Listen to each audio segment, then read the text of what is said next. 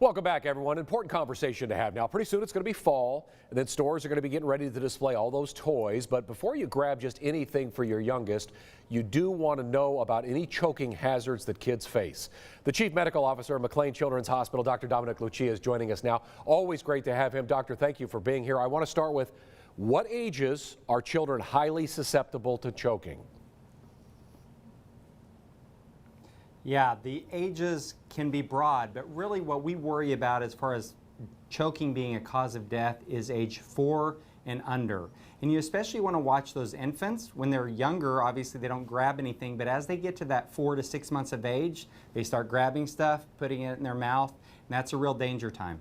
Okay, so we want to keep toys out of the mouth, but food goes in the mouth. So when preparing meals, what types of food should parents or care providers be really cautious of?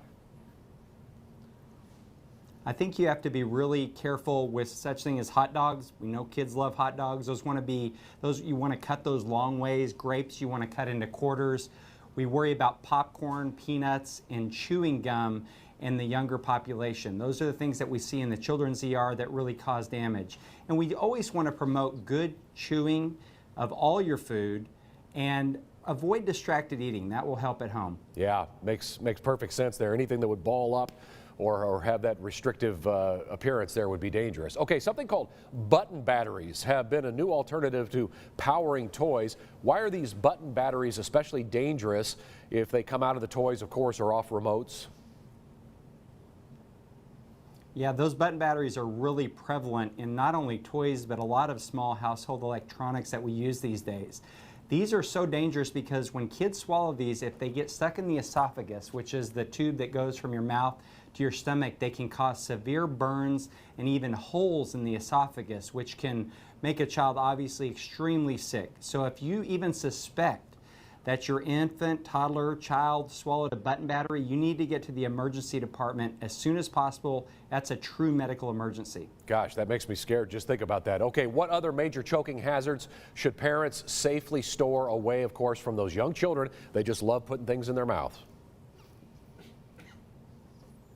Sure, the things that we see in the ED that cause a lot of problem are coins, marbles, small magnets, even such common toys like Legos. So anything that's small enough to get into that airway area in the funnel that leads to it can be a potential danger.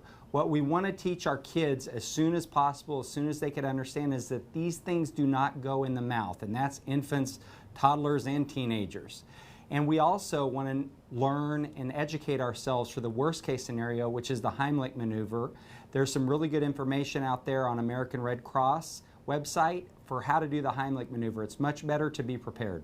Yes, and doctor, I love what you said about distracted eating. As much as we love to laugh and have family time, it's important those kids are concentrating when they're eating, chewing that food, and not laughing, because that's when stuff can fly down that windpipe, right? That's right. All right. Thank you for your time today, Dr. Dominic Lucia. We always learn so much. Appreciate it. Thank you so much.